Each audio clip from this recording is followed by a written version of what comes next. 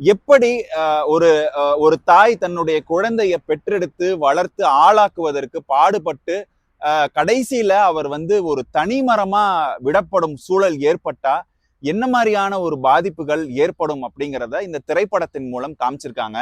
அதே போல ஒவ்வொரு குடும்பத்திலும் உள்ள பெண்கள் தங்களுக்கான ஒரு ஃப்ரீடம், தங்களுக்கான ஒரு சுயமரியாதை, இதை எல்லாத்தையுமே தாங்களே தான் ஏற்படுத்திக்கணும். இதற்கு வந்து யாருமே வந்து வழி பண்ண மாட்டாங்க. ஒரு கல்யாணம் பண்ணிட்டா நாம ஏன் ஒரு சிறை வாழ்க்கையை நம்ம அனுபவிக்கணும்?